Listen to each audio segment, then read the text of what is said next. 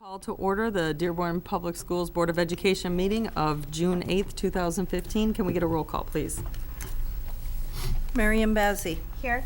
Joseph Guido. Here. Mary Lane here. Roxanne McDonald. Here. Michael Mead. Here. Mary Petchlikoff. Here. President Scholas. Here. Next item. Pledge of Allegiance to the flag. Ms. Rima Yunus, principal of Laurie School, will introduce students who will lead the Pledge of Allegiance. I think we have a fill-in. Good evening, board members and Mr. Whiston. We have Laurie students here to say the Pledge of Allegiance. Laurie students, welcome. Come on up. We have Batul Bazi, Hadil, Abu Hamud, Sana Aldor, Ali Aboud, Hadi Rashidi, Amira Abu Hamud, Fatmi Yassin is out today, Sarah Abdul Haq, Tariq Abu Hamud, and Abrar Mohammed.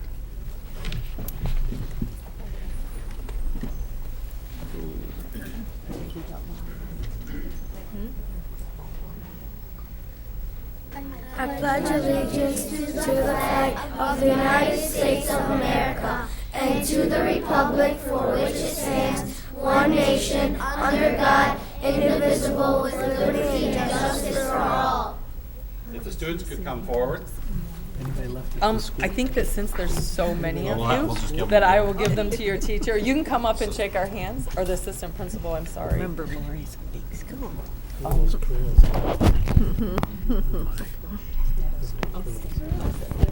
So we certainly thank the students and the Thank you parents so for being much. here. Thank you. And the best thing is you don't have to stay any longer.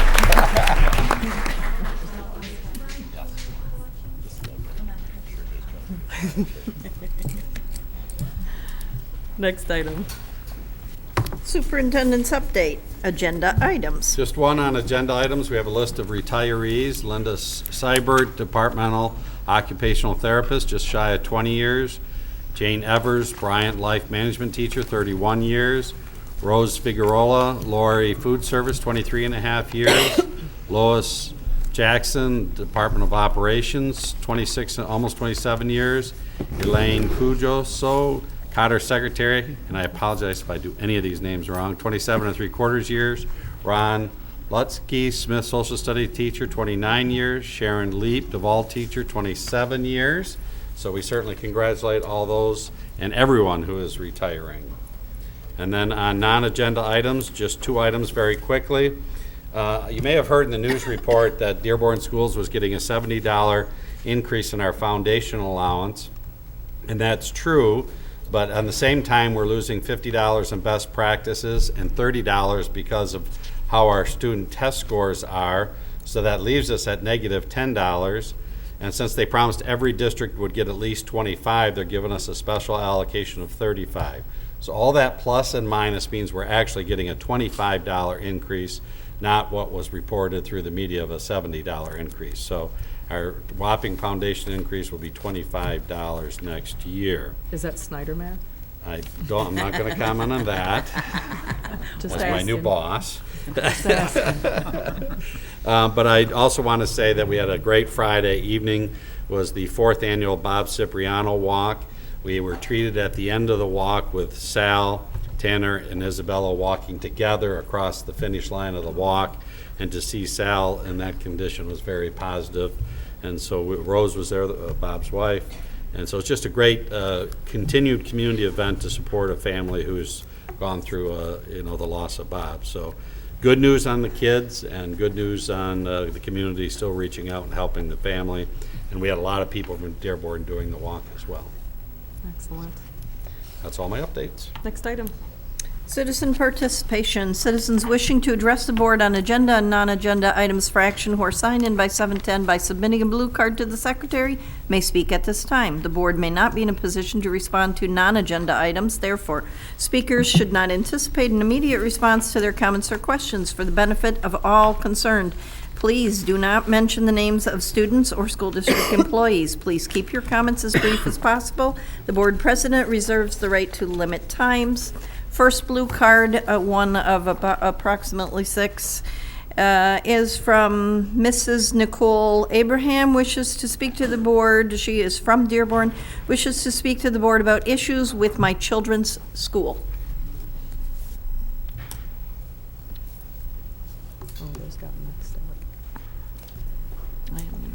Hi.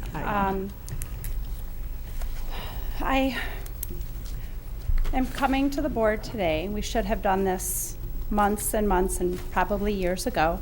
My children, can we name the school or no? Sure. My children attend Whitmore Bowles Elementary. I have a 5th grader and a 3rd grader there. I am a very involved parent and tend to be a vocal parent at the school. I ask a lot of questions and expect a lot of answers. I am the parent who, at the beginning of the school year, meets with the child's teacher to explain my expectations of my child and what they are supposed to be doing there, which is learning. They are not there to socialize. They are not there to cause trouble or be disruptive.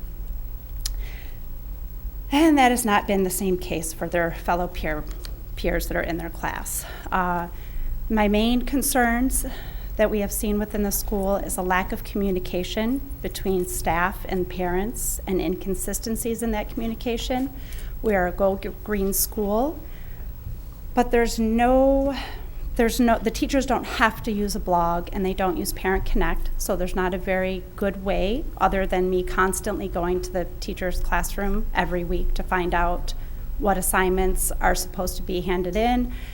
And rubrics for assignments are not very consistent. Like, if you're supposed to be getting a 1 on the spelling matrix, how do I attain that? What are you expecting of my child when he turns in his assignment?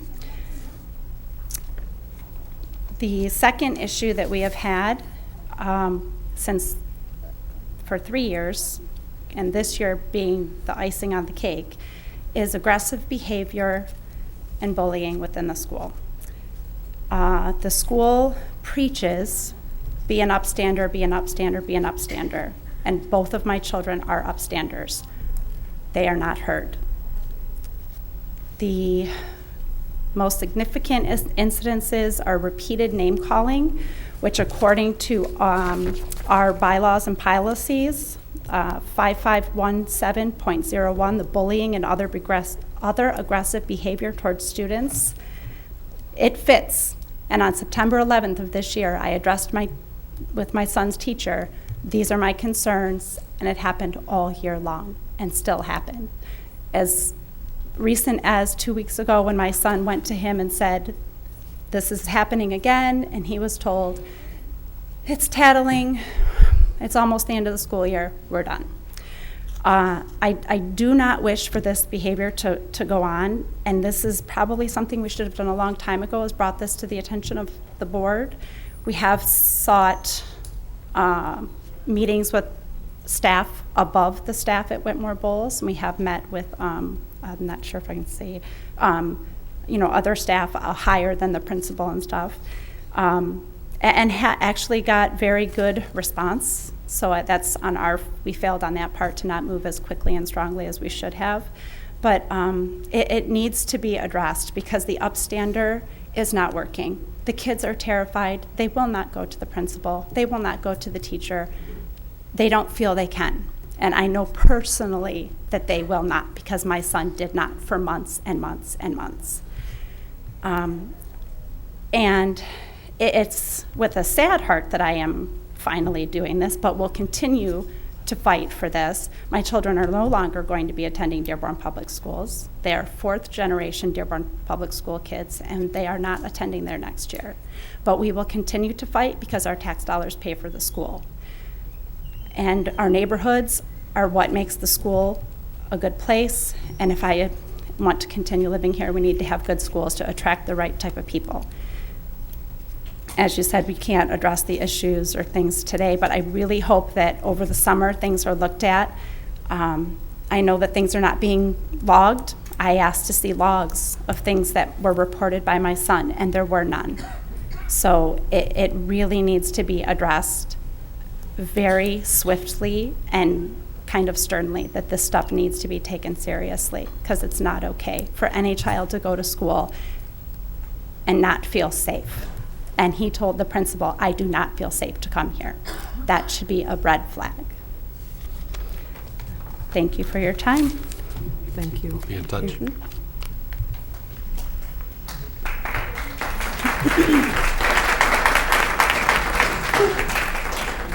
Next speaker is Mr. Duchesne from Dearborn, representing Whitmore Bowles, wishes to speak to the board about improvement in response to bullying behavior. Good evening, everybody. My name's Brian Duchesne. I represent Whitmore Bowles. I have 3 children and soon to be 4 children attending Dearborn Public Schools. It's kind of piggyback, I think, onto what Ms. Abraham was saying. I'm not really satisfied with my school's response to reported bullying behavior. I feel that in many ways that a lot of the reports that have been made were kind of more or less deflected back onto him, and as him having something to do with the bullying. A lot of that has to do with my son, who is, he's a bit feisty, doesn't always respond appropriately, and hasn't, consistently followed our instructions to, consistently report that. But I feel like in a lot of ways, due to the fact that, he was wrong too, so therefore the initial inciting incident isn't bullying, even though it's been a consistent and constant dinner time conversation. Who picked on you today? Who said what to you? Did you go to the teacher? No, I didn't do that. Well, so what I feel needs to improve, I think that there needs to be a better mechanism for parents, for students, not only just at Whitmore, but across the whole district to report this type of behavior. Something that's trackable, something that can be followed up on, some type of like an incident reporting system that can be deliver reports of these incidences. A kid can maybe go online and fill out a form to say this is what happened at school today, and have that be forwarded to his teacher or to the principal of the district. Some better way to track it, some better way to communicate it. So, and then also too, to help to identify the pattern, because just some kid calling another kid a name one day at recess doesn't necessarily constitute bullying, but when it happens repeatedly and over again, it is. And if there's not a good mechanism to track that, to identify that pattern, I don't feel that it's as easy to report it and to identify it for what it is when it's experienced. Fortunately, my son is moving on from Whitmore, the student in question, and so we're really happy for him to get sort of a fresh start at a new school. But at the same time, I still have 3 more students that need to go through those doors and those hallways, and I would like to see improvements so that way, if any of them were to have the same unfortunate circumstances befall them, that there's a better method in place to address it. Thank you very much for your time. Thank you. We'll Thank be in you. touch.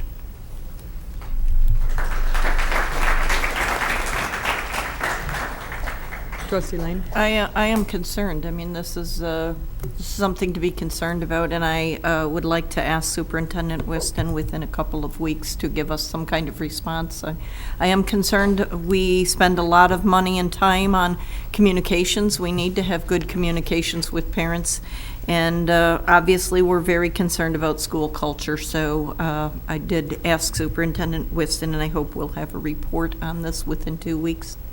Thank you. Ms. Charan Faraj of Dearborn, representing DCMST students and alumni, wishes to speak to the board about DCMST issues.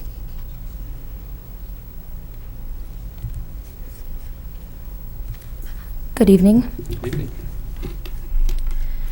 So earlier this month, I spoke to Dr. Shankman and Dr. Green being the principal of DCMST, about issues I had in regards to DCMST's quality decline. What I addressed with them was the teachers, the issue with the teachers, not their qualification necessarily, but being able to teach certain classes, the decline in SCFMD, which is the Science Engineering Fair, and that students get into every year, and also the administrators attempting to find issues to reprimand the teachers. I have examples given to me from current students. I'm currently an alumnus of the school. I graduated 2 years ago. As you can see, I enjoyed my experience at DCMST, and I hope to help the quality, help ensure that the quality of the program stays and does not decline. With Dr. Shankman and Dr. Green, I discussed mostly the research aspect and how we would help that. And what I'm deciding to start is a mentorship program that we all came up with, actually. So the mentorship program would take the I'd get the database of all the alums, which I'm hoping to do this summer, and like research and help find like a good group of alums who would be able to help the students with their research, or just talk to them about, high school and what we went through in DCMST to help them, because after all, it is a rigorous program. However, the rigorous program is what I'm trying to address today. See, after having that meeting, I spoke to current students, and I have examples of how the quality of the classes have been declining. Now, we have a few teachers were taken out because Etzel Ford has become a priority school, and they wanted to improve the quality of education at Etzel Ford. So they took a couple of our teachers and then put a couple of Etzel Ford teachers. Now, some of the teachers may have had maybe concentrations in other areas, such as English or history. However, in this school, we focus on science, mathematics, and technology, as you all know. And I want to keep that program, I want to keep the strong science, mathematics, and technology teachers in that school. Not necessarily taking all the best teachers or the cream of the crop teachers. However, I do want teachers who are able to teach the class. Because this year, I was told by multiple students that they were unable to learn calculus or pre-calc. There's a course called Calc Foundations that teaches the first 4 chapters of calculus before possibly taking AP Calc BC, which is both Calculus 1 and 2, and put into an AP Calc class that only DCMST offers. So that's why we offer Calc Foundations. Some students choose not to and take calculus at Henry Ford. However, from personal experience, Calc Foundations helped me easily attain an A in college in calculus. So I thought that was an important course. However, the students were unable to learn. The teacher for that class told them that he failed, or she, I'm not sure which teacher it was, they failed the course in college and were unable to answer some of the questions. So as a student, I feel that a teacher should be able to possibly give good examples so that the students are able to go to take the exam and actually remember, oh hey, I had this example with the teacher, I'm able to recall the information, the steps, and how to solve this problem. Because calculus is a rigorous subject. I'm sure you've all probably taken it, or probably taken some sort of math class to understand that you need the examples. I mean, I'm currently not a math major at all, I'm a science major because of UCMST, but I feel that we need teachers who are able to teach the subject or give at least examples. Sometimes you don't even need a math. If I were to teach calculus, I would get examples from even Khan Academy to just help me to help understand. Khan Academy is this free online web service to help. I'm sure you all know, but just in case. There's also the issue with physics. Honors physics was absolutely horrible this year. From some of this, this is reported by certain students. About 10 to 15 students gave me, 13 students gave me examples of just certain issues they've had in class. For instance, in physics, they did not learn a thing, quote unquote, did not learn a thing. Of course they've learned, but they didn't learn. It was hard for them to apply the concepts, and I feel that in physics courses or in mathematics courses in this program, there should be a rigorous course. It should be rigorous. It should be hard. I'm not saying that it shouldn't be hard. However, there should be a set guideline or a set type of issues or a set type of agenda that they should follow and be able to meet by the end of the year, or at least be able to teach these concepts. Now, I'm sure they do have they have them, but they were not followed this year, or they were not taught correctly because the students had a lot of trouble doing well in physics. And these students could do well without too much. It's a college prep program, so all in all, they should be able to teach themselves at home, but at least have something from class, notes, examples to look at and be able to figure out. Because after all, physics, especially for this school, a lot of students, most of the alums, go on to into engineering, which physics is a core component of engineering. And so I want to go back to talking about the mentorship program we've already discussed, which Dr. Shankin was absolutely very helpful with helping me come up with the idea, and also Dr. Green. They heard me out. I'm just here to address other issues that came later. Now, after all, I'm not sure which administrators or what other or personnel that came to the school or lurk in the hallways to make sure that these students are always sitting down. Multiple students came to me and said that there were administrators or higher-ups that came into the school and told them that they had to sit down because they were standing up, or that they were socializing too much, things like that. Where in this school, there are a lot of project-based things that we do. For instance, the ISTF, Internet Science and Technology Fair, that we work together with 5 to 6 students to create a website as freshmen at the school. Like, you learn website design as a freshman in the school, and you have a project that you're supposed to do, mostly medical-based, science. It's science, technology, and engineering, but a lot of it's biomedical engineering, like fake kind of projects that you do, but you follow like certain guidelines. You make a website, and you have all students working together inside and outside of school to come up with these projects. And I feel that, like, if you're telling the students to sit down or telling them not to socialize and interact, how are they supposed to exchange ideas? There are also things that the school offers that need to be updated all the time. For instance, I know that there are outdated textbooks in some of the other schools. However, and I'm not saying that only update these textbooks, but if you're able to update textbooks in other schools, please try to update this one. For instance, like over the year, in the biology field, there were different phylums of the animal kingdom that were up to, like, this year the same until they added the birds, which was the aves, and the crocodiles into one phylum. Now they call it Crocodilia, and there's no more aves phylum. So in older textbooks, they would have that, and they'd learn it incorrectly and then go to university and probably have the incorrect information. So what I'm trying to do is make sure that they also have updated technology or updated books or some way to keep up, because in this... I don't mean to cut you short, but we still have 4 other blue cards, and we do have, a maximum of 3 minutes. Oh, I'm so sorry. If you could... I thought we had 7. I don't know. No, she read it at the beginning that we have 3 I'm minutes. so sorry. That's okay. Okay.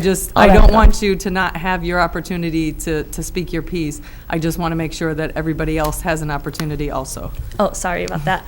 I don't mean to. I'll wrap this up really shortly. Well, I'll wrap it up right now. So all in all, I just want to make sure. I've heard that the teachers that weren't qualified were taken out. I'm not sure because I'm not really in the school. So the next step, I hope, is to make sure that you just have teachers that are stronger in math, science, and technology, because after all, that's what the school is about, the program.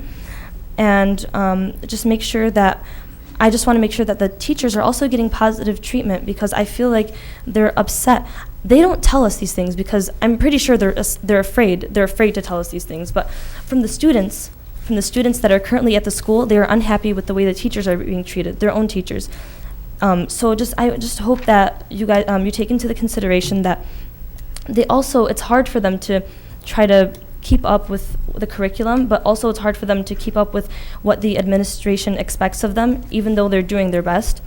Now, of course, they all get tested. There's always, like, the administrator in the back. Every year they're evaluated, but that's a different story. I just want to make sure that they're not constantly being evaluated, rather than their regular evaluation time. And all in all, I'm going to work in the mentorship program, but I hope that what I'm addressing is on your list of possible fixes for the Dearborn Public Schools. And I yield. Thank you. Thank you. Next speaker is Rod Alwan, representing Rod Alwan. He's from Dearborn and wishes to speak to the board about Superintendent Brian Whiston. Oh, boy. Let's just move on from this.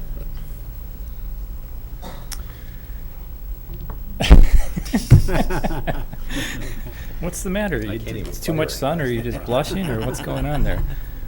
We hear you're leaving. Superintendent Whiston, President Shallis, Board of Trustees, good evening. 7 years ago. And by the way, for those folks who spoke previously tonight, Mr. Whiston and the board here is all about improving education in Dearborn Public Schools, so I'm sure they'll get right on that. 7.5 years ago, maybe what was said,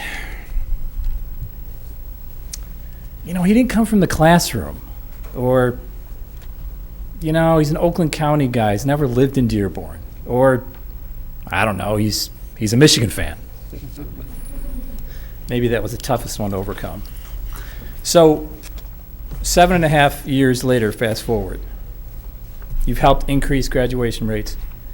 You've helped to increase test scores. You've helped to decrease dropout rates. You've helped to pass a $76 million bond. Free college. And this was your thing coming in during your interview. Offering our students free college through the Henry Ford Collegiate Academy. That was your passion. And you got it done. You helped get it done. The STEM program for the 6th and 7th graders. We've heard nothing but fantastic things about that.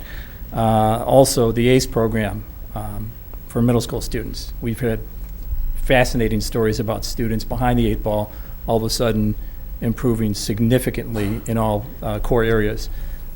Project-based learning. And the key thing is helped. I know Brian is, you didn't like this attention. And I'll get to that right now. It's important to note that he didn't do too bad for someone who didn't come from the classroom. And the reason I think that is because he trusted the people around him. He leaned on his administrators. He leaned on his board members.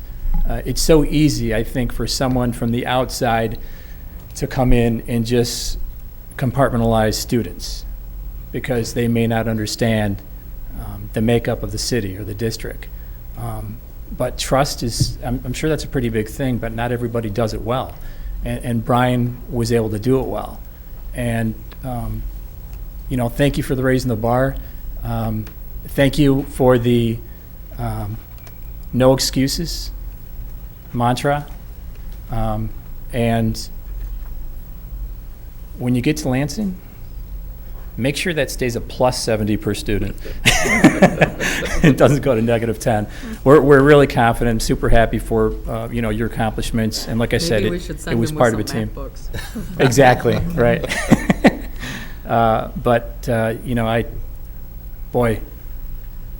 Best wishes to you, and you will be missed. Thank you. Thank you, Rod, but it really does.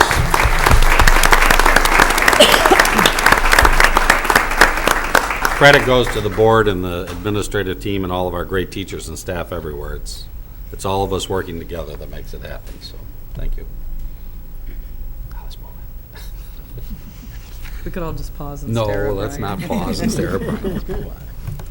Ready for the next speaker? Yes, please. Megan Rosado from Dearborn, representing Whitmore Bowles, does not wish to speak to the board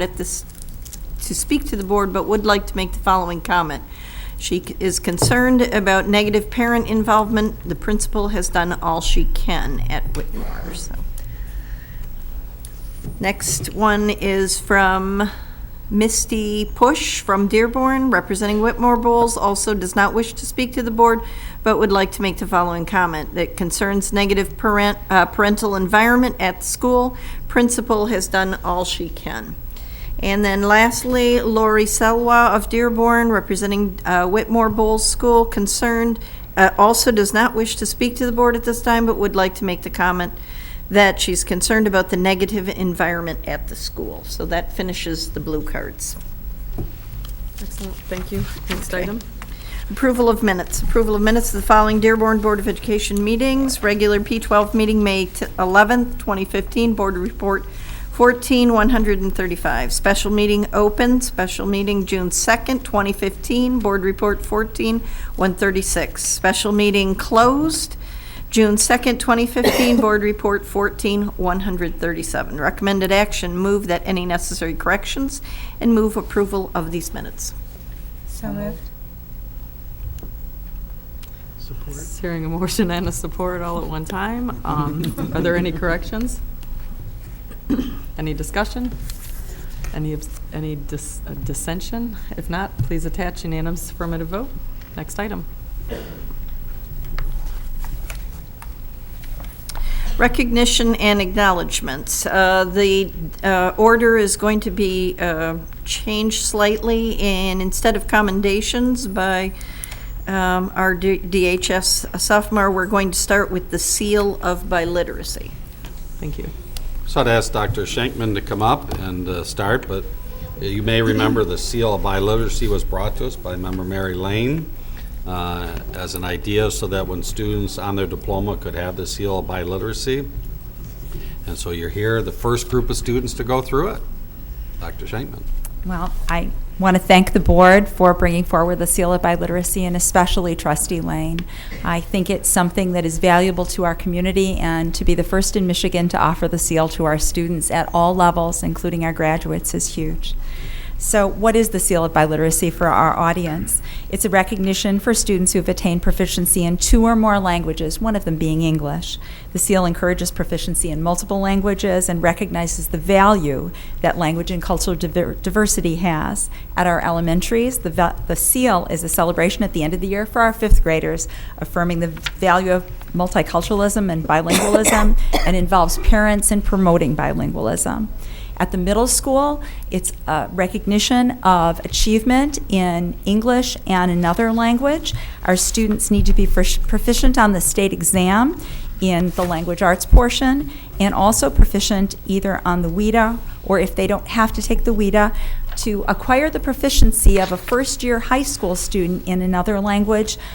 For languages we don't teach, it's a little bit different than that, but really it's at that level. And to prepare an essay and to present that essay to an audience.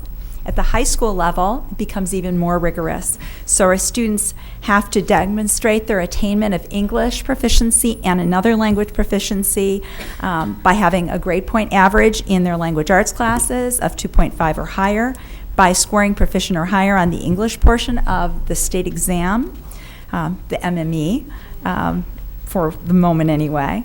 Earn proficient or higher score on the state proficiency test, the WIDA, if that's required for the student, and to pass one of the following requirements: to pass the World Language Advanced Placement Exam with a score of 3 or higher if the language has an AP exam, to complete 4 years of the same world language with a grade point average of 3.0 or higher, or to pass the district level 4 test out exam, which is the equivalent of the 4th year of a world language. They also have to prepare a portfolio encompassing the 5 C's of world language instruction: communication, culture, community, connections, comparisons, and prepare an essay and present the portfolio in the language other than English. And I was so fortunate to be able to attend some of these this year in a language that I have a little bit of fluency in, and that's Spanish, and it was just awesome. So I'm going to show you our awards that the students will receive, and then I'm going to invite the schools to come up with the students and have them introduce themselves so that they can be recognized. So for our elementary school students, we're awarding the students with these nice ribbons that say Biliteracy Award on them for our 5th graders. In our middle schools, ribbons and certificates that say Biliteracy Award. And in our high schools, medallions, and these are recognized all over the country, Seal of Biliteracy medallions. The students received at Honors Night and will wear at commencement. There is a seal that goes on their actual diploma, and their transcript is cited as having earned the Seal of Biliteracy, and again, a nice certificate that goes along with it. So we're real excited to introduce our first group of students who've received the Seal of Biliteracy. I'd like the high school students to come forward with their administrators and teachers now first.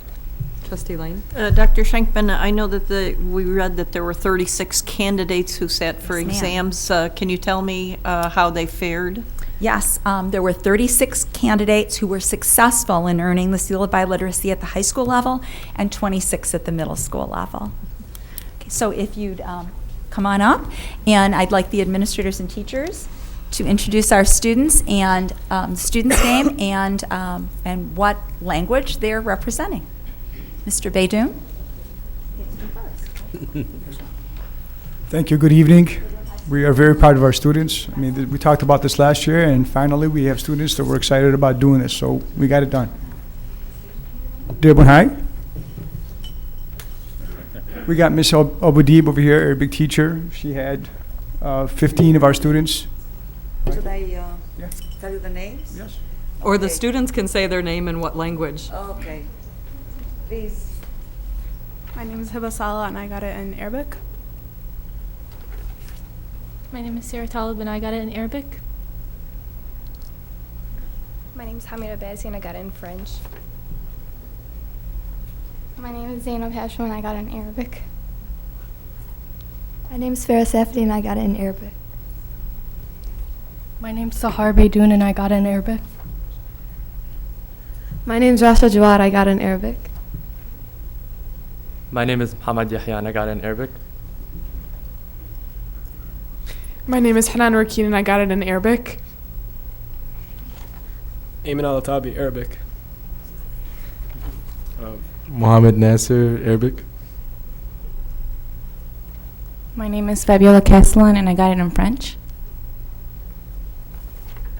My name is Abdullah Mughni and I got it in Arabic. My name is Julia Habhab and I got it in Arabic. My name is Yassine Aldahan and I got it in Arabic. My name is Mohammed Abu Murad and I got it in Arabic. Excellent. Well, thank you so much. And I'm very, very, very proud of all of them. They did a very good work. Thank you. They finished last week, and we called them and said, hey, if you can show up, it'd be nice, and they all showed up. Thank you. Very nice. you. Thank you.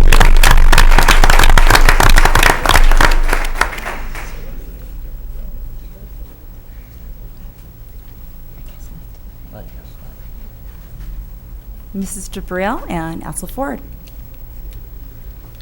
Since Dearborn High covered Arabic, we're covering the other languages. They had a couple French in there, I think. We had 18 students that earned the seal of biliteracy, and I'll let them come up and call off their names and the language that they earned it in. My name is Holly Branson, and I received the seal of biliteracy in German. Catherine McAnulty and I received it also in German. My name is Sarah Wyman and I received it also in German. My name is Abby Adamczak and I received the seal of biliteracy in Spanish. My name is Elise Kwasniewski and I received the seal of biliteracy in German. My name is Julian Ates and I received the seal of biliteracy in German. My name is Tyler Donahue, and I earned the seal of biliteracy in German. You know, I have to say I'm really jealous because I deal with Germany a lot, and it would be incredibly useful if I knew German. So, great job. You'll just have to hire one of them to work for you. I'm telling you, to sit next to me and translate. Fordson High School, Mrs. Hamami.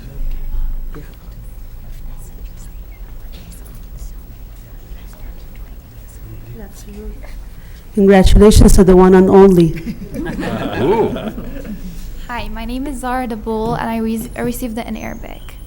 Good.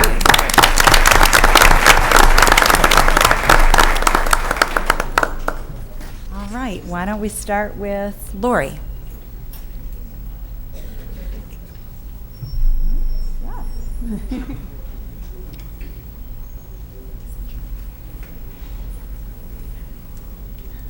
Good evening. We had 10 students who met the requirements. They actually wrote an essay in Arabic and presented. However, today's our Cedar Point trip, so they had to choose between coming here and going to Cedar Point. So, so I brought 2 students with me. I'd like for them to come up and introduce themselves, and I'm going to mention the names of the other students. Excellent, yes. Thank you. I'm Aziel Gabriel and I received it in Arabic. My name is Lena Azaba and I received it in Arabic. Let's hear from The other students are Maryam Merkabani, Amni Al-Jahmi, Aya Audi, Heba Rida, Aya Nasser, Dalal Darwish, Sajad Al-Saadi, and Mushtaba Al-Hasnawi. Congratulations to all of them. I know we have at least one student from Bryant. I'm not sure if we have teachers or administrators, so could students from Bryant come on up, and teachers or administrators? Thank you for being here.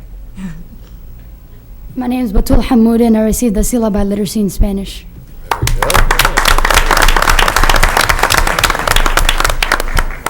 Is there anyone here from Salina Intermediate? Smith Middle School?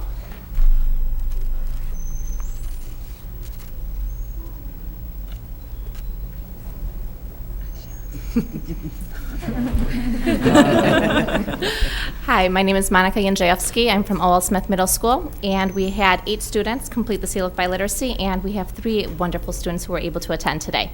Please introduce yourselves. 4, I apologize. My name is Morgan Akeward. I received the Seal of Biliteracy in Spanish.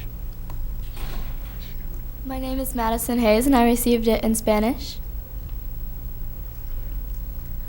My name is Madison Hewley, and I received it in Spanish. My name is Tarek Silmi, and I received it in Arabic.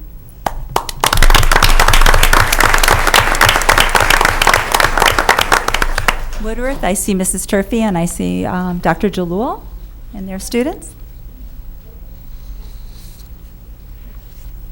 Oh, and Mrs. Grunow, too.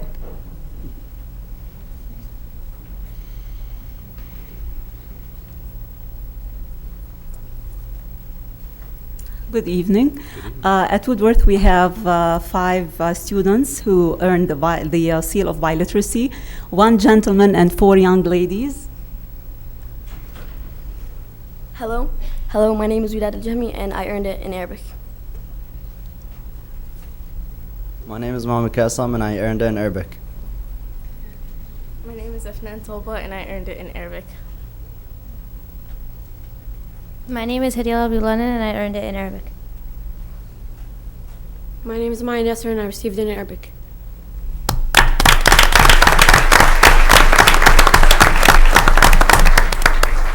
I'd like to thank all of the administrators and teachers who were involved in the implementation of the Seal of Biliteracy. They were very supportive and came up with our criteria, made sure that they were reasonable, and helped us put this into play this year. Just the first year of many, many more years in Dearborn to have students receive our Seal of Biliteracy and celebrate the importance of being bilingual. Excellent. That was actually very good for our first year and not really having the word out there. So hopefully this will light a fire, and next year will be even more students. Absolutely. But that's a great inaugural group there. Thank you again, Board, for your support of this really important initiative. That's one of the things that makes Dearborn special. Again, thanks to Mary Lane, thanks to our teachers and staff for being here, and most importantly, the students and parents. Thank you for being here. Yes. Trustee Lane? You know, a few years ago, well after 9/11, the U.S. Department of State was very concerned that we didn't have competency in important languages around the world, and I found it absolutely shocking, because I know that there's long been a community here which is not only bicultural, people move back and forth out of different cultural spheres, and they're very competent, but also biliterate, because I know lots of kids that go to Arabic school. I know we teach it. So I hope that all the students and the families feel a real sense of pride, and I hope that this will give you a real leg up, and you should be pointing out on your diploma to potential employers that you can deal with lots of customers. You've got a Seal of Biliteracy. It's something very special. It's the first ones in the state of Michigan, so congratulations to all of the students, the families, and the staff that worked with the students. Dr. Schenkman, I really appreciate your shepherding it through, so it's a great accomplishment. Thanks so much.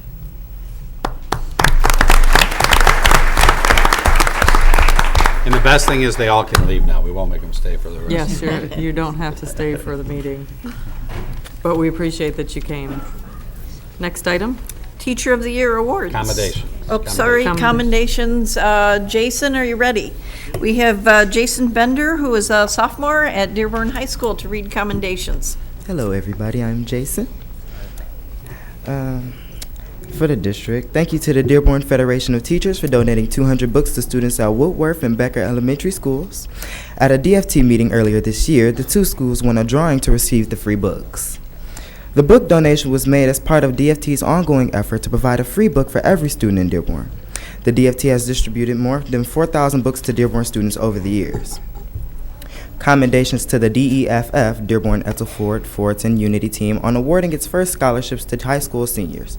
Funds for the scholarships were raised at the Unity Team's second annual fundraising run in May. Nearly 100 runners participated. Congratulations, the 3 first ever DEFF scholarship recipients, Victoria Williams, Dearborn High, Donovan Farrell, Ethel Ford, and Asra Ali, Fortin. Each student received a $300 scholarship. The DEFF scholarships were awarded to high school seniors who promote diversity, unity, and safe, supportive environment at their schools. Commendations to the middle school and high school students who completed a mural that was unveiled last weekend in the Arab American National Museum in New Annex Wing. Students who worked on the mural are Noor Jamaluddin, Juliana San Roman from Ford High School, Rayan Nehmeh, Dearborn High School, Malak Ahmed, Salina Intermediate School, Miriam Baidoun, Bryant Middle School, Doha Aoud, Lurie Middle School, Raham Saihud, Woodworth Middle School, Steele Dagialo, O.L. Smith Middle School, Yara Saad, Eunice Middle School. The project's co-directors are Fortson High School art teacher Mohammed S. Bazi and artist and filmmaker Imad Hassan. Commendations to the students from Lindbergh Elementary who won first place trophy in this year's Final Four Chess Championships. Congratulations to the students at Howe Elementary School who finished up in the second spot, Becker students who wrapped third place, and Snow students who finished in fourth position. Dearborn High School. Commendations to Dearborn High juniors Tommy Tripp, Jenna McGee, and Aaron Richard, who each won a $3,000 scholarship to attend the Northwestern University Summer Institute program. They will all be studying advanced production techniques during their 5-week stay on campus in Evanston, Illinois. Congratulations to the Dearborn High School Theater program on being honored with 6 Page Awards and 3 Dearborn Area Theater Association scholarships for this past theater season. Page Awards went to DHS Theater for overall outstanding play, teacher Jeff Oshnock for outstanding orchestra direction, and students Emma Garber for leading actress in a play, Christian Plonka for leading actor in a play, Mary Dillon for feature actress in a play, and James Polidori and Alex Prosy for stage direction of a scene. Data scholarships went to seniors Grace Sekalatis, Christian Plonka, and Emma Garber. Fortson High School. Commendations to Fortson students Bashar Medani, who won third place at the Fundamental Word Processing Competition at the National Business Professionals of America National Leadership Conference.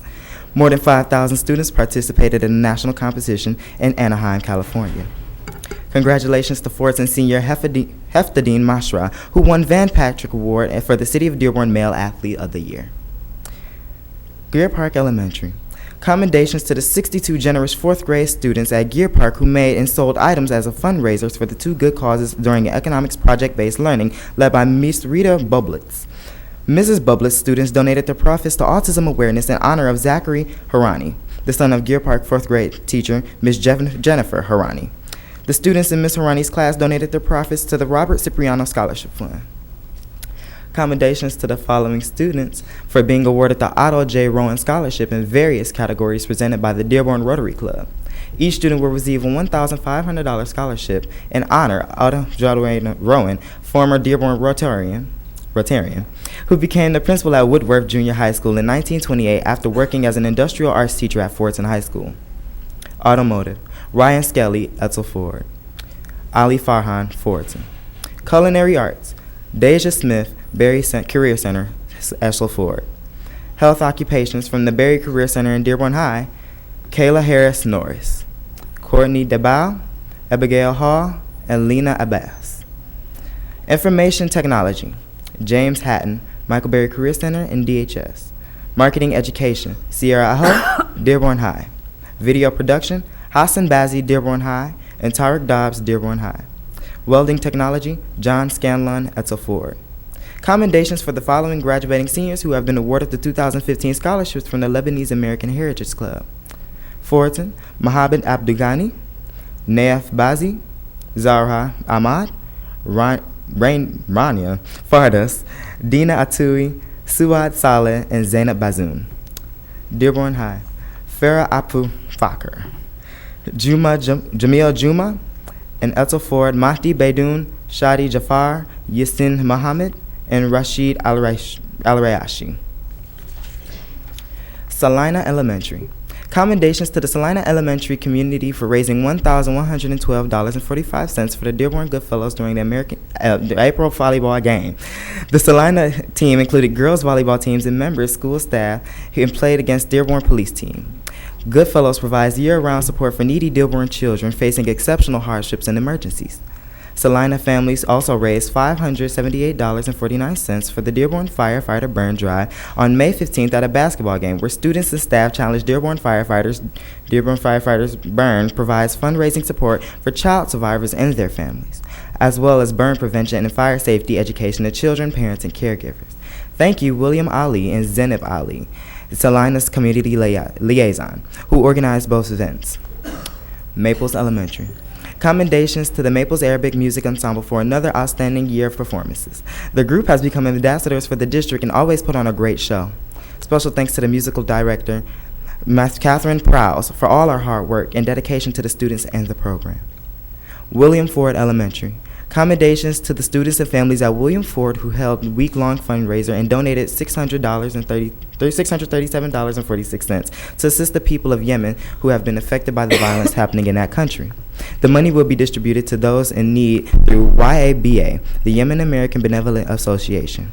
And O.L. Smith Middle School. Commendations to the O.L. Smith chess team members who won this middle school chess championship this spring. And that is all for the commendations. Oh, great job. You did a fabulous job. What a soothing voice. Yeah. Very soothing voice. No kidding. Excellent. Thank you so much. Next item. Teacher of the Year Awards. Do we have any of the 2015 Alberta Teacher of the Years recipients with us? All right, if not, I certainly want to thank the Dearborn Chamber of Commerce for their continuing support for our Teacher of the Year program. This year, over 900 nominations for 239 teachers were submitted, and the 4 winners are first grade teacher Sina Ankuni from Laurie, Samaya Fawaz, a 4th grade teacher at Laurie, Smith Middle School teacher was Sharaf Ahmed, and Amanda Lahaski was the high school teacher of the year. And again, I hope I said all your names right, because you certainly deserve that. From Dearborn, Fortson High School, from Fortson High School.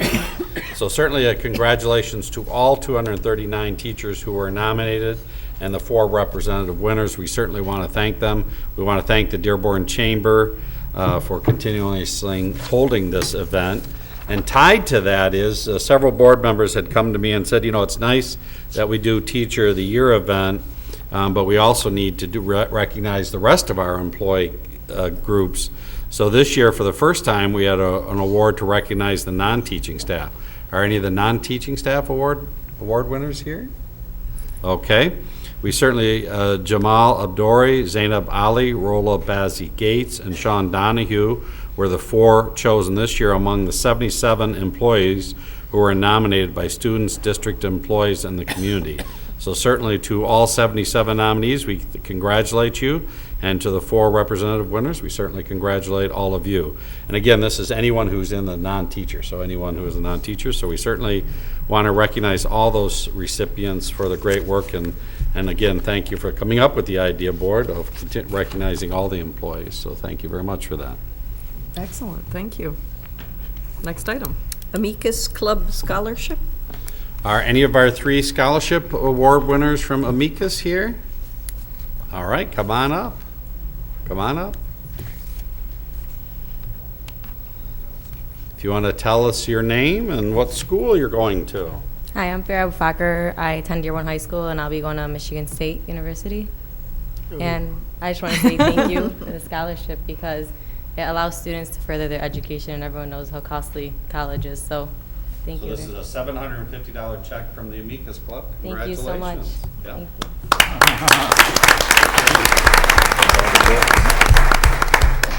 you. My name's Colin Keaveney. Go to Etzel Ford High School. Undecided. Undecided. Yeah. Going to Michigan State University, and there's a check.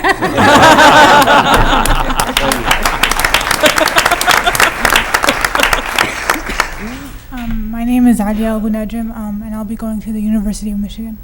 And there's a $750. Congratulations. And we did have a representative from the Amicus Club that was here, but had another meeting, so couldn't stay. But certainly I am a member of the club, so certainly can hand out the checks for them. But certainly we want to thank the Amicus Club and all the organizations who make donations to students and help defray the cost of college. And absolutely. So congratulations to them. How about the Exchange Club scholarship? Is our Exchange Club winner here?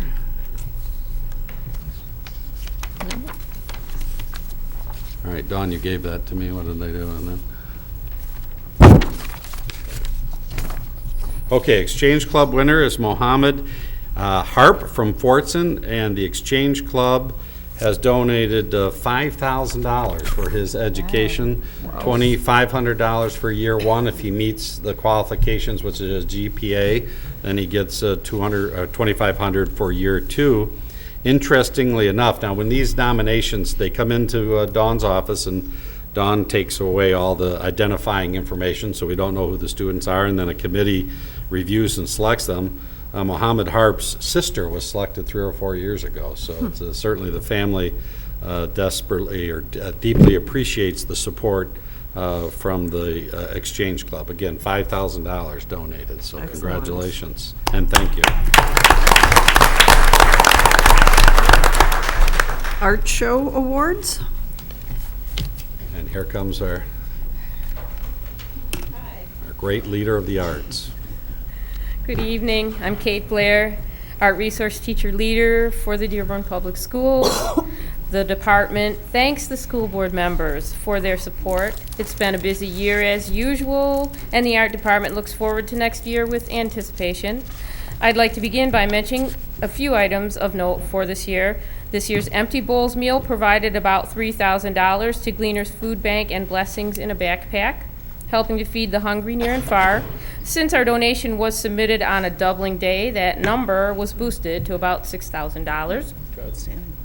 The Sculpture Initiative project supported by the Dearborn Community Fund brought 5th graders from 5 schools together with artists in residence Ann Gautreaux, Eugene Clark, and Elroy Grandi to explore public art from the Midwest Sculpture Initiative and create poetry and recycled art.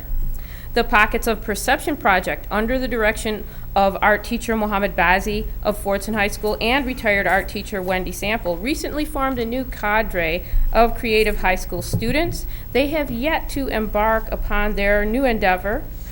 We are very curious to see what they'll come up with. This is a group that also did the tile mural in the train station and 2 sculptures, East and West End sculptures in the year before, a few years before that. Duval and Lindbergh Elementary and their art teacher Sue Doman are planning another summer animation camp for both schools. Last year's camp at Duval produced the first place winner in the Michigan Student Film Festival. We had another great citywide art show. This show was begun in the old Miller School building sometime in the 1960s, so this tradition is some 50 plus years in existence. Our juror for this year's show was again retired art teacher Bob Curtis. We thank him for his time and expertise and appreciate the great care with which he considers each student artwork. The DCAC, Dearborn Community Arts Council, and has the Village Frame Shop prepare the 2-dimensional work for presentation, and each student gets to keep the framed piece when the exhibit is over. The creators of 3-dimensional works receive gift certificates provided jointly by the DCAC and our local Blick Art Supply. So here are the 2015 jurors' choices. In the kindergarten to 2nd grade category, Rami Hassan, grade 1, Duval, Mrs. Doman, The Year of the Sheep. Rami, are you here? Yep, he's over here getting it.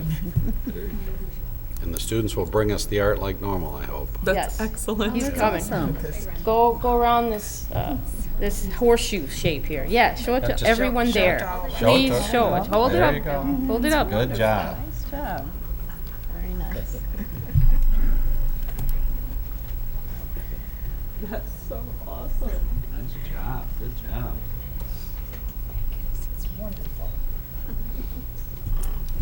It's always amazing to see it in a frame. It makes such a Really difference when you elevates, put it in yeah. frame. Show it to these 2 ladies over here as well, please. Okay, Rami, you gotta put it back for now, but you can have it when we're all done with it.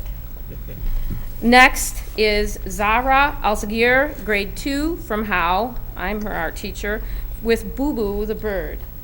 And I know Zahra is here.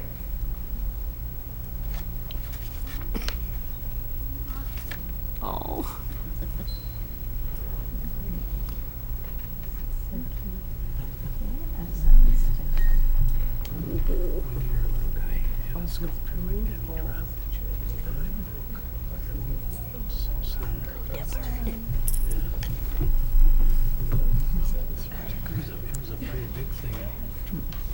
They do such good work. I love this day. Over here, Zahra.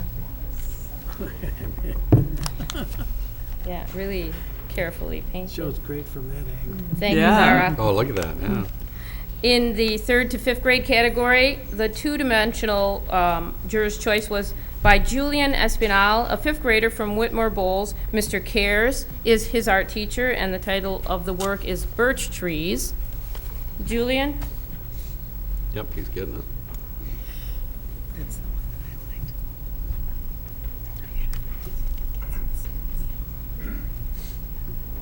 Ooh. Yeah, what a great painting. Wow. What grade again? He is a 5th grader. 5th grade.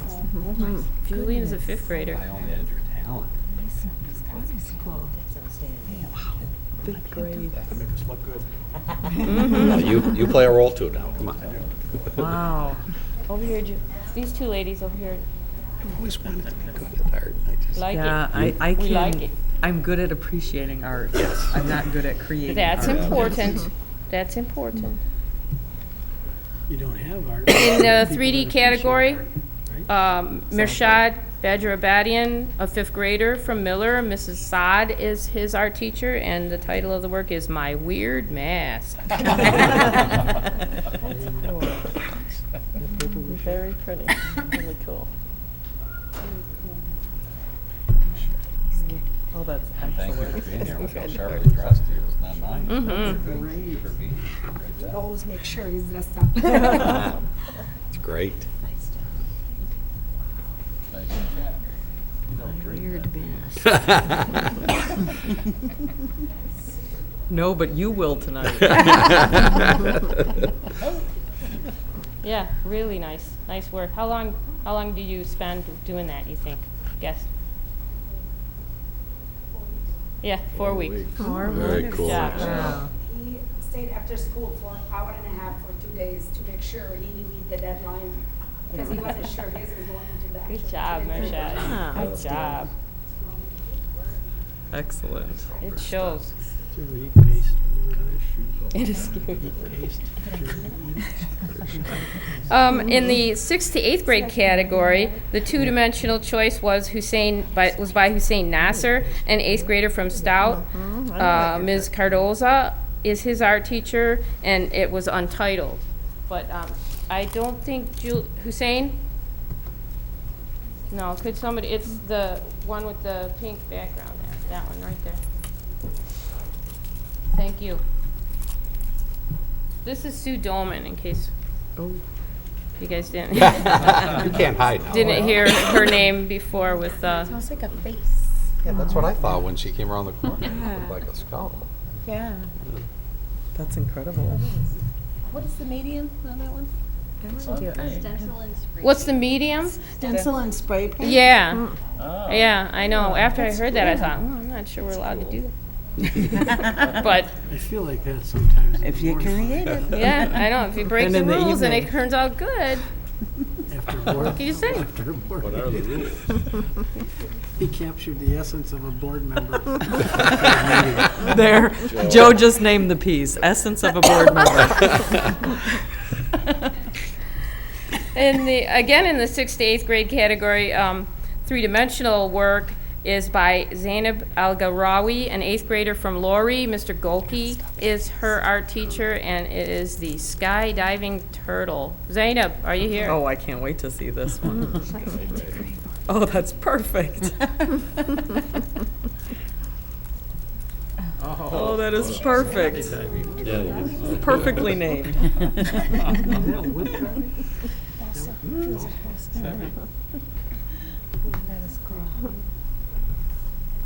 Such detailed paint job, too. Cool. I actually have a pet turtle who, Skydive? while he doesn't Looks like that? skydive, when he's in the sun and he's enjoying himself, he spreads out like that. We just like. My granddaughter liked to have that one. I have a kid that does that. In the 9th and 10th grade category, the two-dimensional choice was Victoria Brayman, a 9th grader from Dearborn High. Mrs. Domino is her art teacher. The title of the work is All Must Be Present, which I love that title. Oh, nice. It's so poetic and mysterious.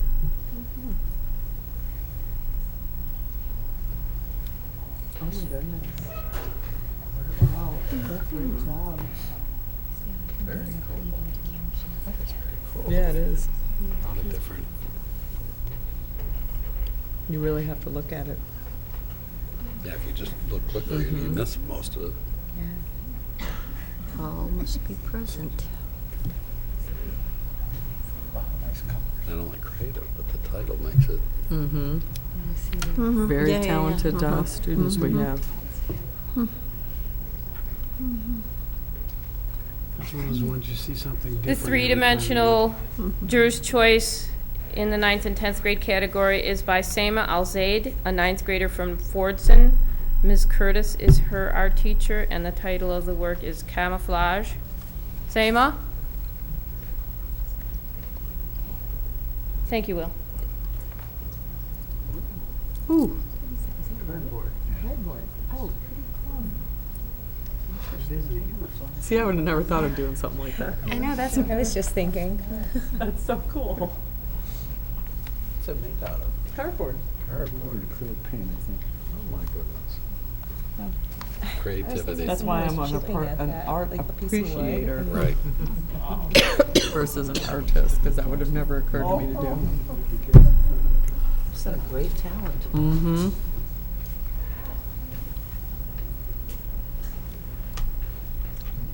In the 11th and 12th grade category, the two-dimensional choice was by Alexis Pareto, a 12th grader from Fordson.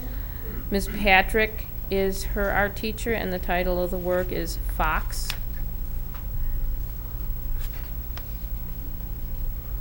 Oh, that kind of fox. Not what does the fox Different, say? yeah, Not the what does the the fox different say fox. I knew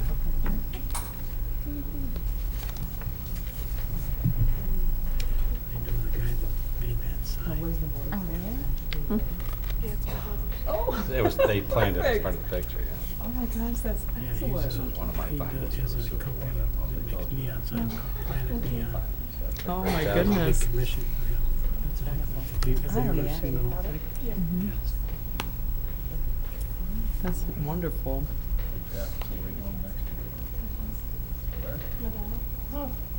Good school. I like the Harley. I want to know how you stopped traffic to take that picture. Oh, Yeah, 'cause that's right where they're building the. yes, the M1 rail. It's a big mess down there now. Brilliant. She even knows how to time things right, too. That's how you got to do it if you're a photographer. Yeah. In the 3D category for this group, Hussein Saab was the artist, a 12th grader from the Michael Berry Center. Mr. Aquino is his art teacher, and Master Chief is the name of the work.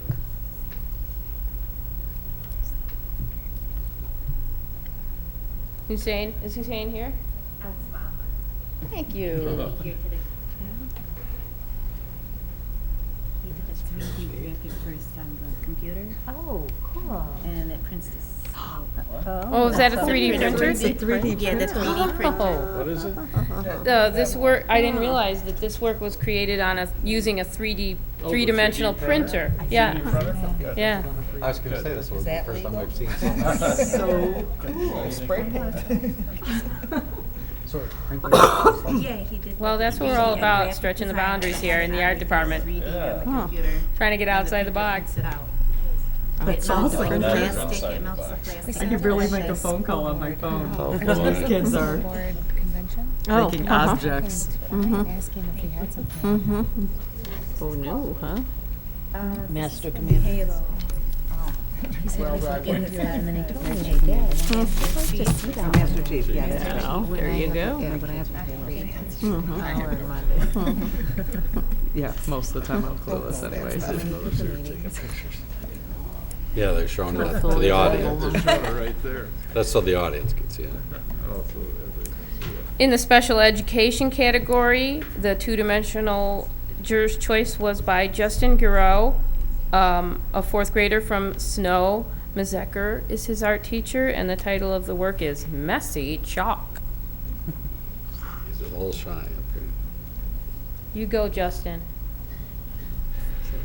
You go, Guy.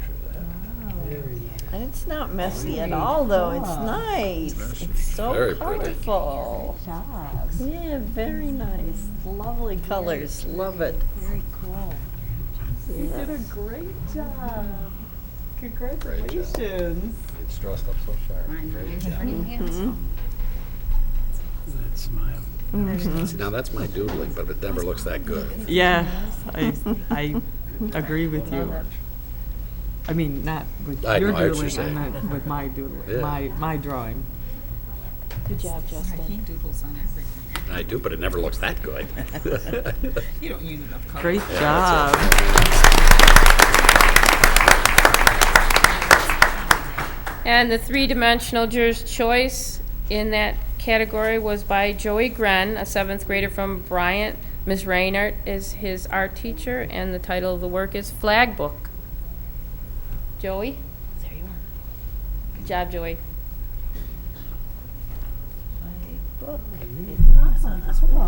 Storyboard. Joey wrote. Oh my goodness.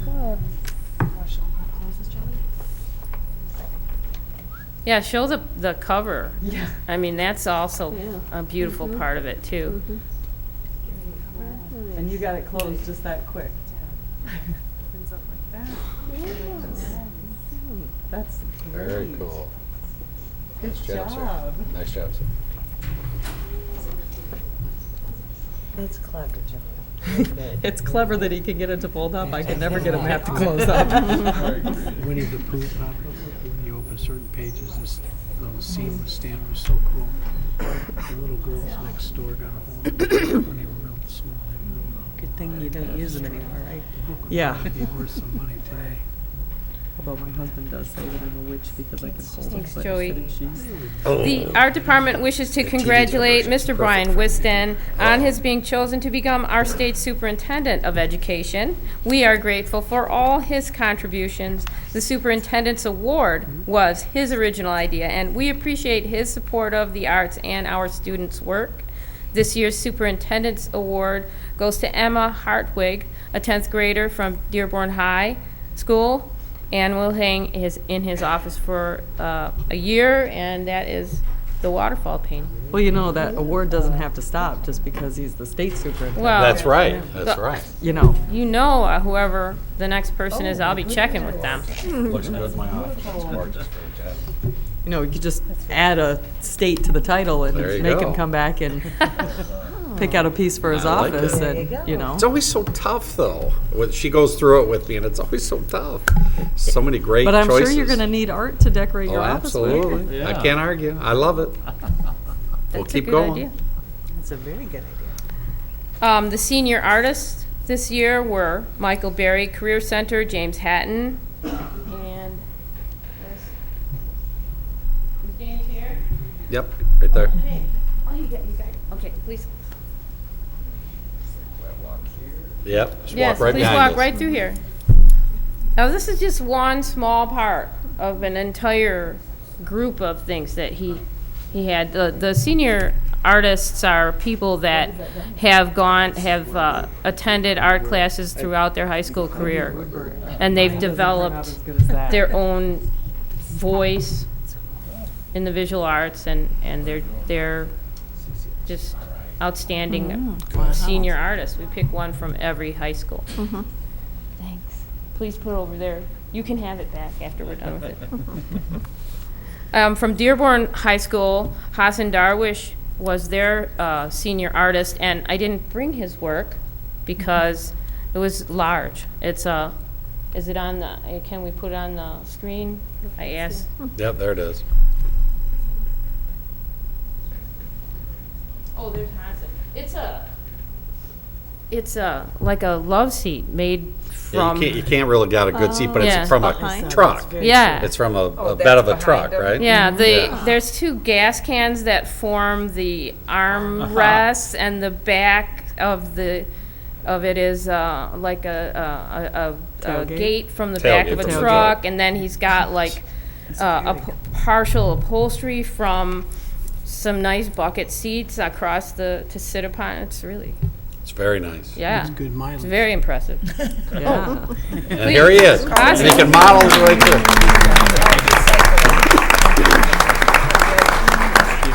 I'm sorry, Hassan, I couldn't bring it. Yeah, nice job. Where are you going to, what are you going to do next year, Hassan? I saw it at the gallery, it's awesome. I've joined the Marine Corps. Really?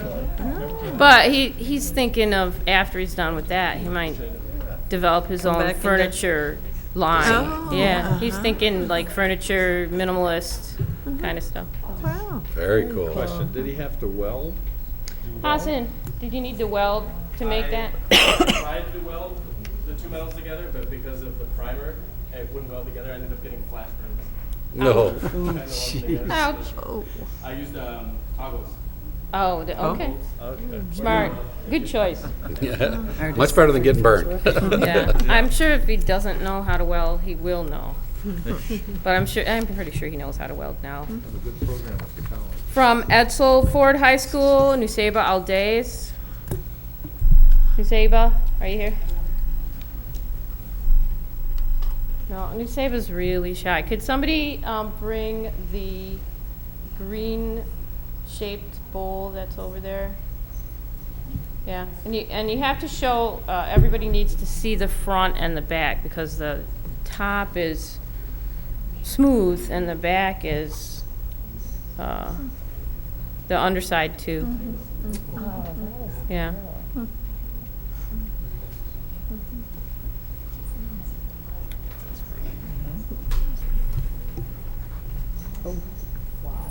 I think Nusebo said she was thinking about interior design.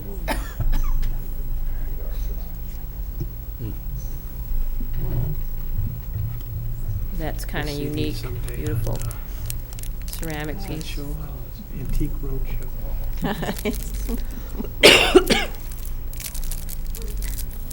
I like Black Dog Salvage. Gotta watch that one. And from Fordson High School, Siham Sala was their featured senior. Siham, are you here? No, that's hers over there, the typewriter one. Please. The photo. Yep. Yeah. That's vintage now. Yeah, it looks vintage. She was accidentally inserted into Reagan Patrick's photography class. Really hadn't Wow. gotten into it before that, and now she carries the camera Don, everywhere you don't now. like Google, you could go back to. I think that's the typewriter I learned to type on. I really think it is. My pinky finger used to get stuck between the A and the S. Makes your 'Cause finger my hurt. hands weren't. Makes your fingers hurt. My fingers weren't long Yeah. enough. The keys used to all stick together when I did it. Mine had a. Oh yeah. I know, I remember this. I remember those days. Get the ink on your fingers, separating them. When you made a mistake and you had to write the whole paper, type the whole paper over again. There was always one letter you had to smash on to get it to. Thanks again for your time and support. Thank you so much. Thank you for the great job you do and all of our teachers. Our teachers. The talent of the kids is there, but it also is brought to the light because of the great staff we have. So congratulations to all the students and staff. Thank you, the art teachers. Yeah.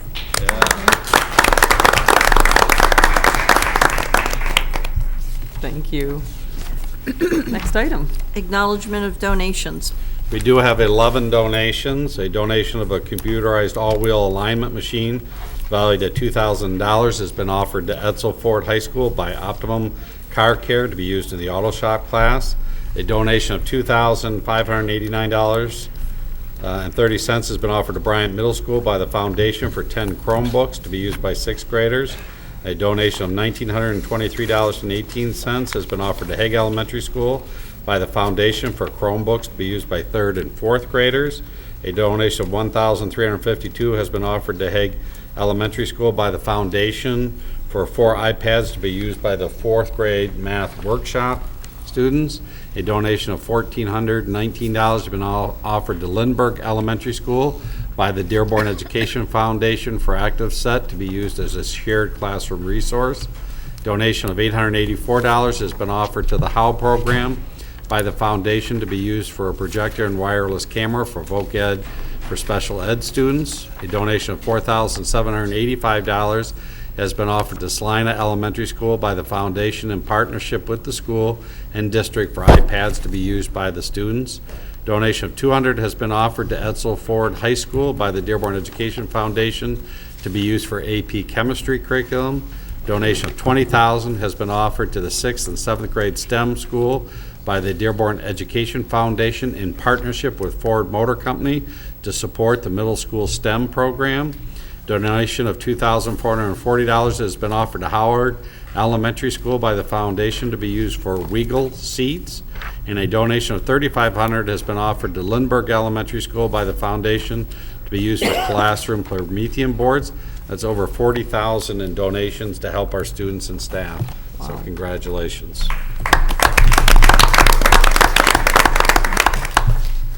Perhaps we could have a year-end summary of donations by the Education Foundation this year.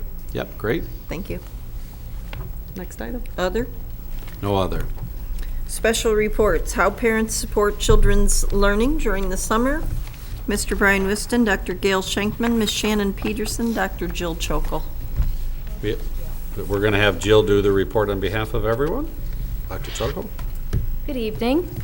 Well, we know that summer is an absolutely wonderful time for everyone. There's lots of time for our children to play outside, to engage with family and friends, but it's also a great time for all of our students to capitalize on their hard work during the year and not to lose those gains through engaging in lots of different activities. So wanted to remind all of the parents and students in the community that at the elementary level, there's a lot going on. Each of our elementary schools, except for the ones that are undergoing construction, will have their library open 2 days a week for everyone in the community to come and visit, kids to check out books, and there may be some other activities going on depending on the school plans. So that's something that parents and students both reported on very favorably from last summer, so we'll continue that this year. Each of our schools personalizes summer learning for their students. There's a list of websites that families can access. There are summer learning packets. There are book bags and backpacks that are handy. So parents and students should check with their teacher as well as the office. On the district website, there is a section in the middle called Summer Learning, and there is a place for all of the resources that are available to be listed. So parents can also check there. There's a list of venues and activities in Dearborn and Southeast Michigan, places for families to go, going to the zoo, the museum. All of the local venues are also great experiences for kids, and if they read about it, if they write about it in a journal, that can certainly help not only engage them, but certainly expand their learning. The research does show that students who don't engage in things during the summer tend to lose from 1 to 3 months, and some of our at-risk students tend to lose up to 6 months.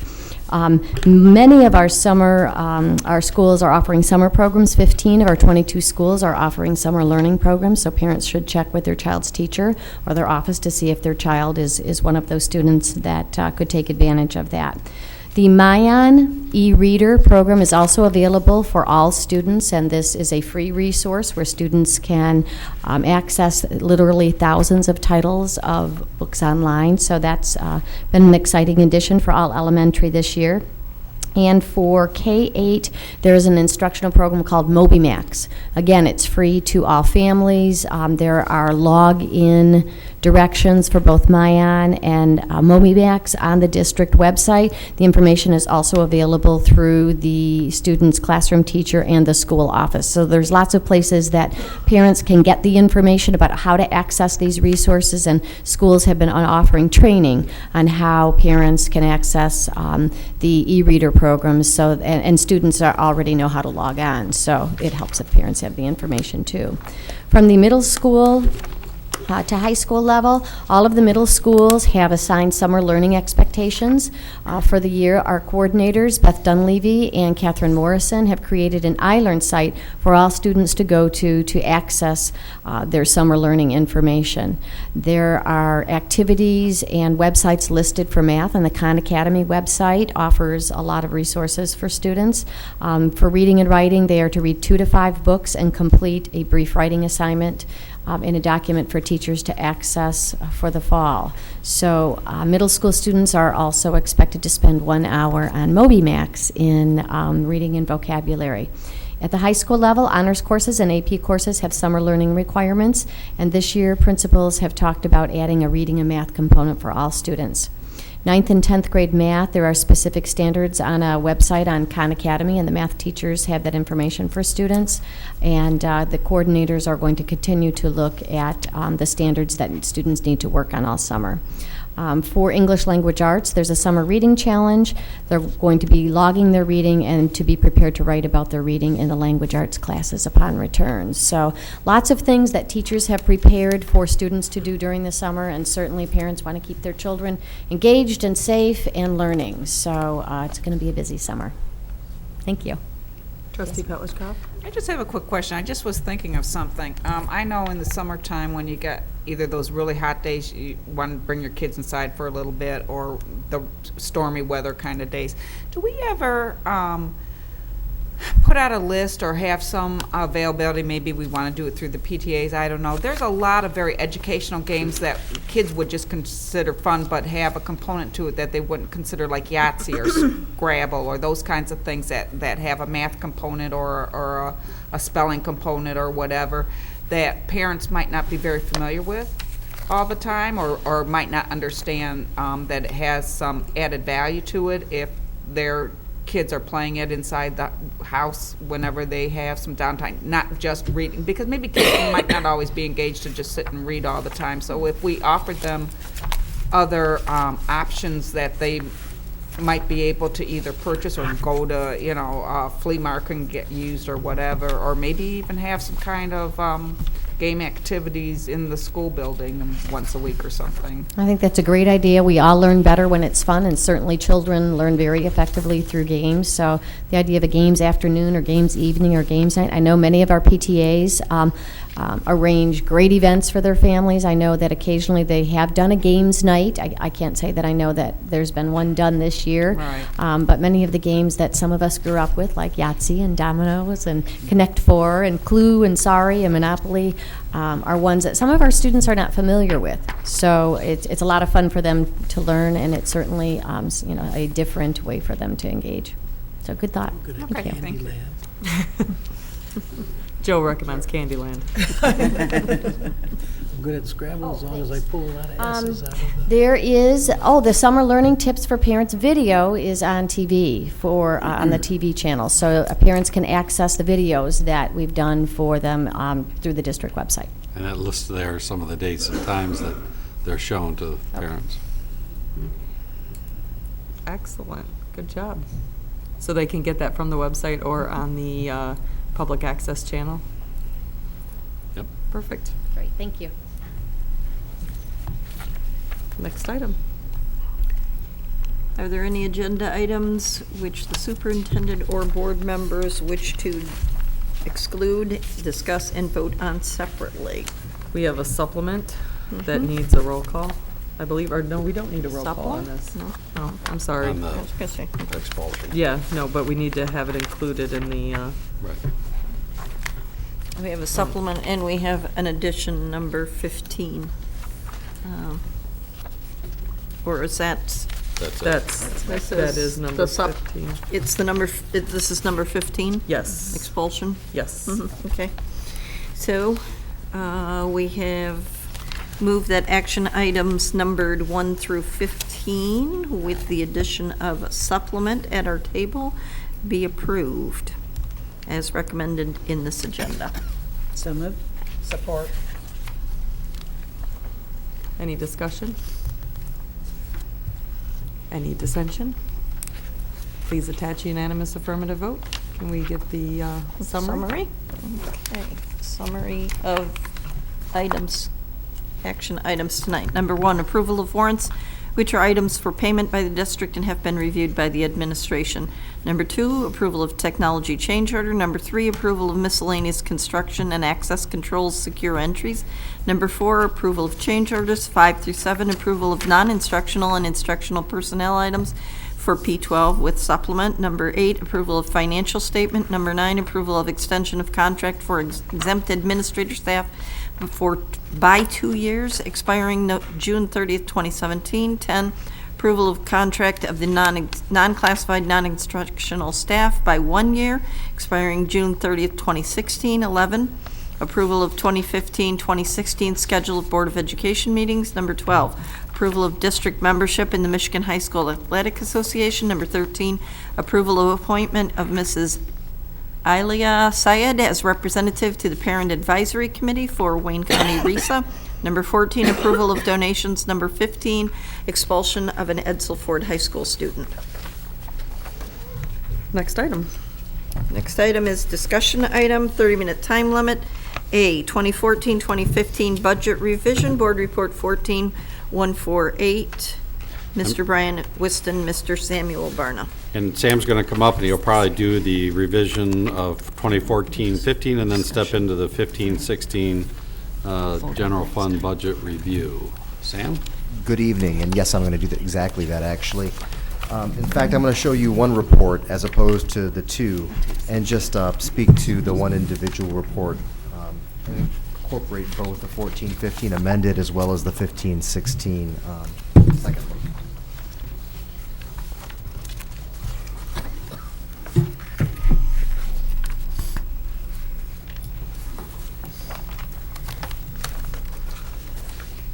Again, good evening. Right here, I'm going to be going over again the 14-15 amended budget, as well as the 15-16 proposed budget.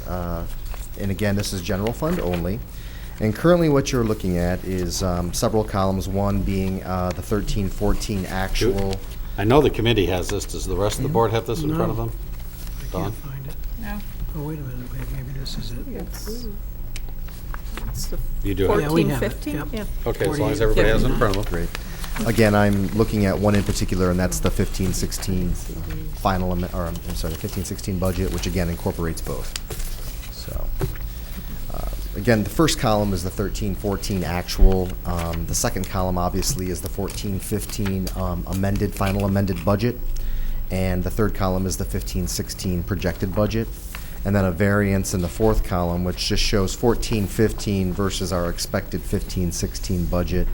And then a column for the key assumptions, key reasons for the variances between the 14-15 final amended as well as the 15-16. In short, revenue is going to be slightly higher per the state. We are receiving a net of $25 per pupil for 15-16. And as Brian mentioned earlier this evening, again, it's really $75 that we're getting in state aid minus $80 plus $35. So it ends up being a net of $25 for us in our foundation allowance and in total as a net. That translates into almost $1.5 million of additional revenue next year for the district. In addition to that, I'm actually estimating an additional $250,000 of collections for local taxes. And again, that also incorporates any delinquent property taxes from prior years that were uncollected. So all in total, we're looking at approximately a $1.7 million increase to net revenue year over year, again, from 14-15 current to next year. In addition to the revenue, obviously our expenditures, we have increasing at a total of approximately $1.2 million. And so we're looking to have basically a net fund balance add of approximately $500,000 next year. And really those $1.2 million of expenditures are spread across the vast majority of our categories, namely salary, benefits, in particular. All the employee groups, if eligible, receive step increases, and those step increases annually are offset mainly by our retirees. And so we're estimating that we'll have at least 35 retirements. In addition to those retirements, we're looking to reduce 8 FTE in the DFT specifically. Furthermore, to those costs that I've spread for next year, we also have a 2.3% healthcare increase, so increased healthcare costs for our employees, or I should say on behalf of our employees. In addition to that, because of all of the construction due to the bond, we actually have approximately 3 FTE that we're going to be hiring from a custodial basis, 2 full-time FTE custodians, and then 2 4-hour FTE, or 2.5 FTE 4-hour custodians. So that will basically help us staff appropriately that additional space that we're so fortunate that we're growing as a district. And so those are the needs that we're going to have to staff for next year. Furthermore, we have some monitoring costs for our security, fire, burglary, our closed caption televisions that are at the majority, all of our high schools, as well as several of our middle schools. In addition to our iPhone maintenance service contracts. So I've kind of rolled that all up into one and covered some, again, some salary costs with all of that. Again, you kind of add this all up, as you can see here, it really is about a $1.2 million net add to expense, and again, a $1.7 increase to revenue, and hence again, about a $500,000 add to our fund balance projected for next year. So. Are there any I just want questions? to add to what Sam reported. So in the current fiscal year, we're expected a balanced budget, and you know we got cut mid-year on loss of retirement funds, so we did make some mid-year cuts. We did. We did expect to be a little bit in the red, but good work by all the staff in making those cuts. We're expecting to have to be in the black. Now, we originally had a goal of being $500,000 in the good, but with mid-year cuts that we faced, being balanced is going to be good news. And then again, next year, looking at the board's goal of adding $500,000 to fund equity. And why do we need to do that? Because we have to borrow each year some $16 million, give or take, to meet payroll in the months that the state doesn't pay us. Of course, then we have to pay interest costs and fees for doing that. So eventually down the road, we're trying to get out of that by adding to the fund equity of $500,000 each year. We're definitely a healthy district, but obviously the higher the fund balance, the healthier the district. So just like your home finances as well. So the more that you have in the piggy bank, the better. So that's what we're trying to do as well. Sam, just a quick question. Sure. The net foundation allowance, what did you say it was? It's a net of $25 per pupil. This says 15. That we got a. The proposal was 15, the final was 25. So okay, so we do a little better. The math is right, it just the 15 didn't get changed to 25. The description didn't get changed. Right, the math is right, but the prescription. I'm pretty simple when somebody says I see a different It adds up. What? What I'm presenting on the screen, if you could see it below, I'm not sure if you can. It's too small. That was corrected, Yeah, and I apologize. I can't see that. Yeah, even with glasses, I can't see that. I could be up on top of that, and that's. But good catch. We were seeing if anybody was reading the I'm glad you're paying attention, absolutely. But yes, it's a net $25 per pupil add for next That's only year. 2 digits, so I'm okay with that. Anything over 2 digits, I have trouble. Well, frankly, I wish it was 3 or 4 digits. Yeah, Unfortunately, well, it it's would not. be It's nice. a 2-digit increase. It So. would be nice. But again, it is something, it doesn't really, doesn't really at all offset our increases in costs as the 3rd largest district in the state of Michigan. But again, it is an add. And, again, we are very fiscally sound. So again, we're looking to add to the fund balance. So, thank you. Any other questions? Nope, I think we're good. Thank you. We added one other policy discussion, good catch by our Kathy. president. Was the policy discussion on if how we fill replacements on the Well, board. and actually, there was a couple of things in here. Yeah. We started to give a little background on this. I know the board already knows, but for the audience at home, there were some inconsistencies between the board policy regarding board membership between the college and the K-12. For example, last year, or 2 years ago, we changed our terms from 4 years to 6 years, and that hasn't been reflected in our board policy. And so during a regular review of board policies, this was discovered, and so we wanted to make sure that we clean this up. Another issue had to do with some inconsistencies between procedures between the college and the K-12. So we discussed the college at the last college meeting. This is the discussion for the K-12. And these bylaw changes have been sent to everybody last week. I think that we've probably had time to discuss them.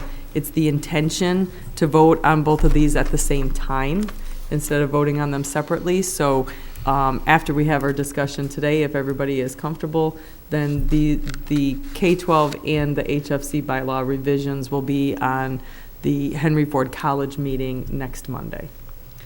Trustee Pellicott? I just have, maybe I'm just misunderstanding this, but in the electoral process, it states that shall hold its election of board members every odd number year. I thought it was supposed to be every even numbered year. Am I misunderstanding what this is being interpreted? You're right. It's every even number. It's yeah, because it's odd numbers on an even year. Right, it's an odd. It's the term ends in an odd number, but the election is in an even. That's why I'm trying to. The election has to be in the even numbered year. Right, but the term is for odd. So. But the election shall hold its election. Yep. So no, shouldn't it be even? We'll get it. I get your point on that. Yep. We'll get that corrected before the before we vote on it next week. And if there are anything, if you find anything between now and then, please don't hesitate to that was the only one I know. Contact. She's handling it, the attorney at the college.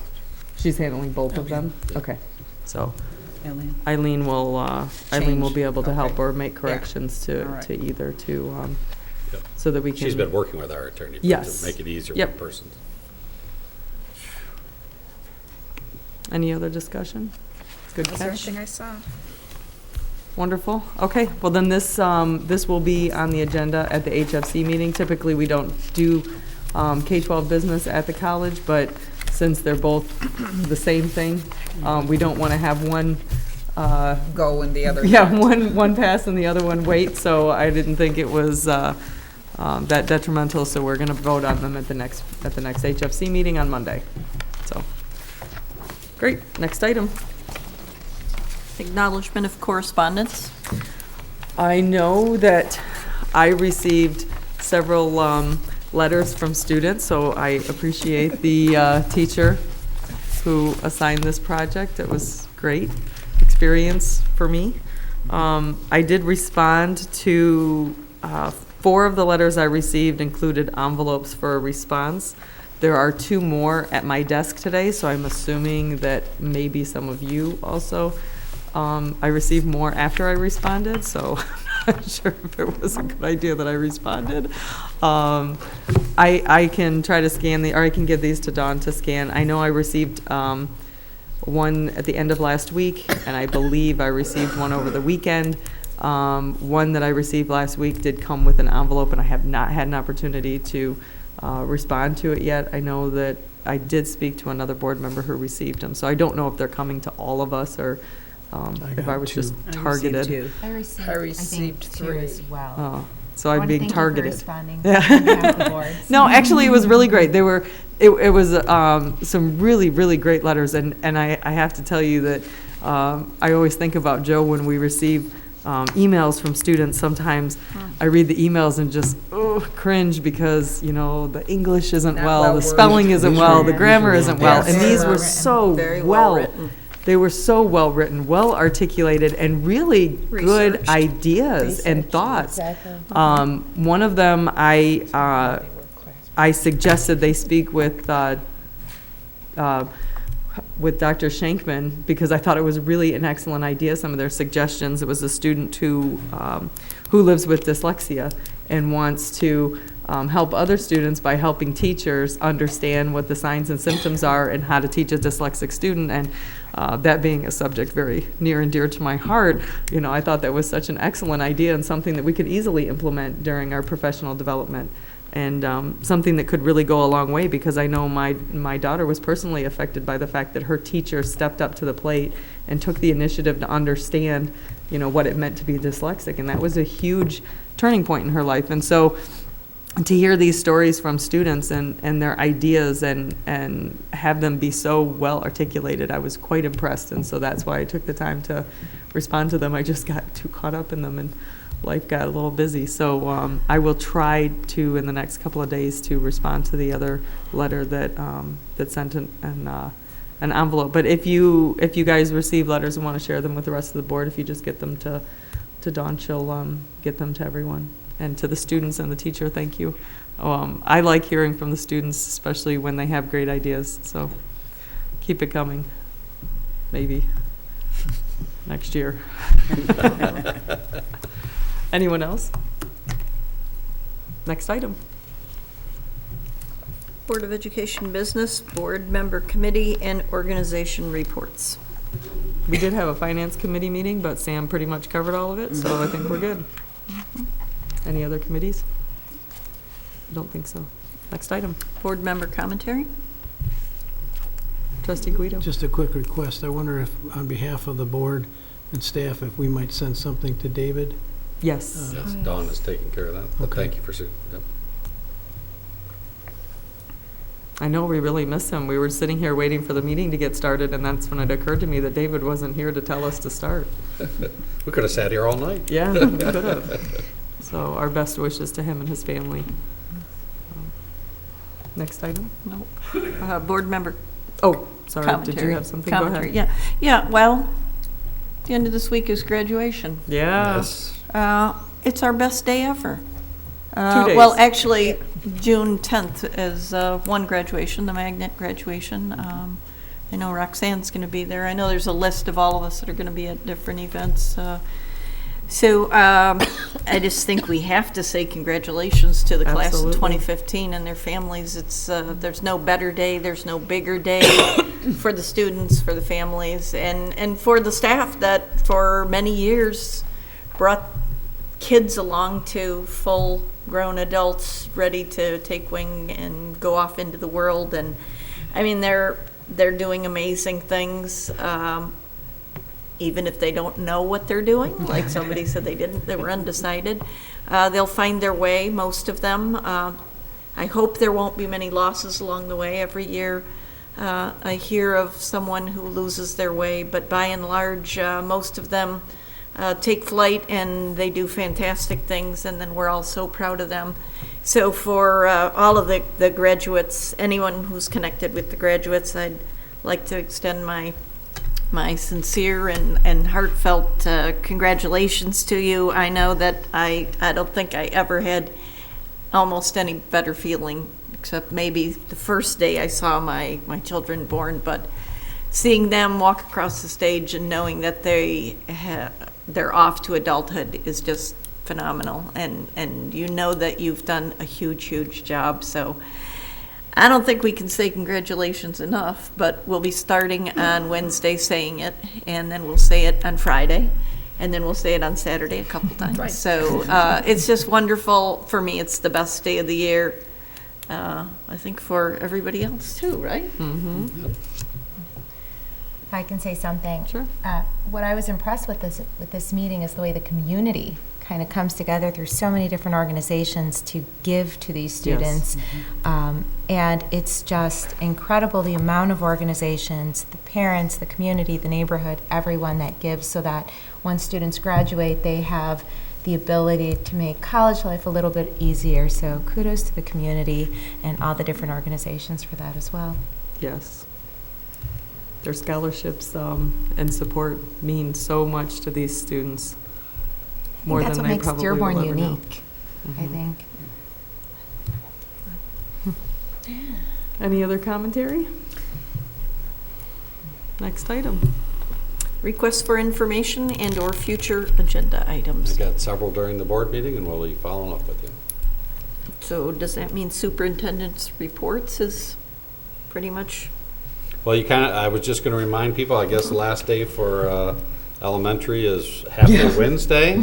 Last day for middle school and high school is half-day Thursday.